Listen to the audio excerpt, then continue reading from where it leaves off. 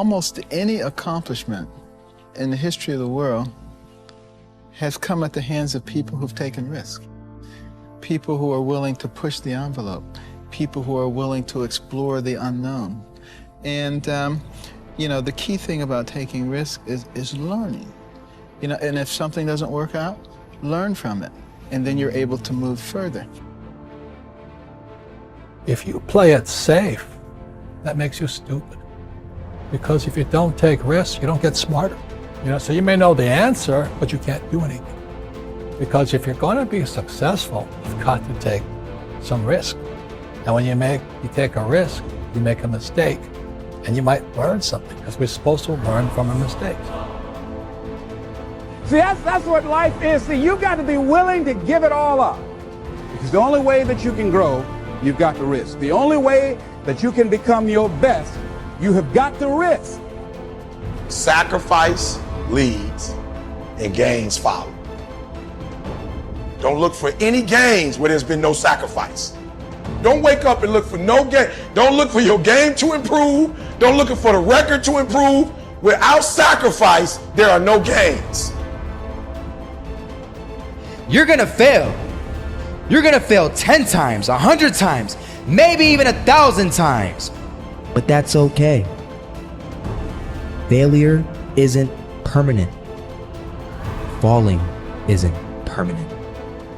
You get right back up and keep going. And this time, you're gonna be stronger, wiser, and you'll be more driven than ever. And for every 10 failures, you'll land one success. You have to love success so much that you're willing to fail 10 times before you can succeed once.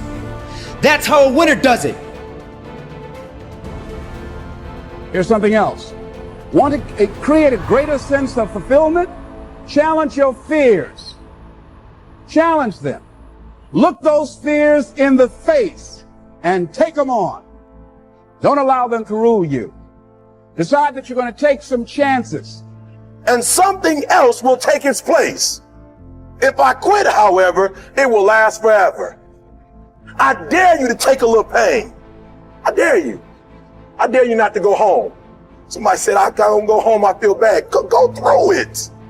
You ain't gonna die. At the end of pain is success. You've got to be willing to risk. If you're not willing to risk, you can't grow in life. Life has no power when you're not willing to risk. It's that to laugh is to risk appearing the fool. To weep is to risk appearing sentimental. To reach out for another is to risk involvement. To expose feelings is to risk exposing your true self. To place your ideas, your dreams before a crowd is to risk their loss. To love is to risk not being loved in return. To live is to risk dying. To hope is to risk despair. To try is to risk failure. But risk must be taken, because the greatest hazard in life is to risk nothing. The person who risks nothing, does nothing, has nothing, is nothing. They may avoid suffering and sorrow, but they cannot learn, feel, change, grow, love, and live. Chained by their certitudes, they are a slave. They have forfeited their freedom. Only a person who risks is free.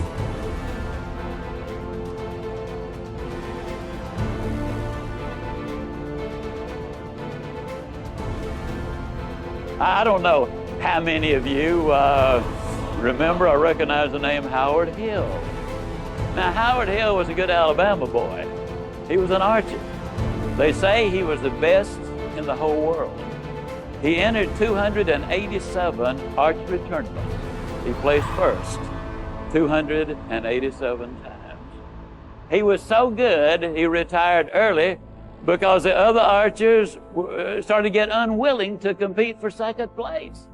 I've seen newsreels of Howard Hill where from 50 feet away, he had split an arrow dead center in the bullseye. Then he would take the next arrow and split the first one. He killed a Cape buffalo with a bow and arrow, the most difficult game animal alive to bring down. He killed a Bengal tiger. He killed a 15-foot shark in under 18 feet of water. or was it an 18-foot shark under 15 feet of water? Well, it was a great big one in his way down there. I do know that. He was a good one, there's no question. So now let me emphasize a point. I've never shot the bow and arrow professionally, but I'm an instructor extraordinary. I'm not certain, but I think that's French, which means I'm really good at it. As a matter of fact, let me tell you just how good I am as a teacher. If I could spend 30 minutes with any man or woman who will ever view this, providing your eyesight is good and your health is normal, at the end of 30 minutes, I would have you hitting the bullseye more consistently than Howard Hill could hit it on the best day he ever had. Sound like I'm bragging, but I'm not. I could do it. Provided, of course, you had first blindfolded Howard Hill. And turn him around a couple of times so he wouldn't have a clue as, which way am I headed? And you might say, well, now, Ziglar, my goodness alive, fella, of course you could. That's ridiculous. How on earth could a person possibly hit a target he couldn't even see? It's a good question, but here's the better one. How can you hit a target you don't have? Also, one more thought on discipline. Here's the greatest value of discipline. Self-worth. Self-esteem. People are teaching self-esteem these days, but they don't connect it to discipline. The least lack of discipline, and it starts to erode our psyche. One of the greatest temptations is to just ease up a little bit, right? The slightest lack of doing your best starts to erode the psyche. Instead of doing your best, doing just a little less than your best. Sure enough. You say, well, it's just going to affect my sales. No, it's going to affect your consciousness. It's going to affect your philosophy. Now you've begun in the slightest way to affect your own philosophy. Here's the problem with the least neglect. Neglect starts as an infection. And if you don't take care of it, it becomes a disease. And one neglect leads to another. And the worst of all, when neglect starts, it diminishes our self-worth, our self-confidence, our self-value.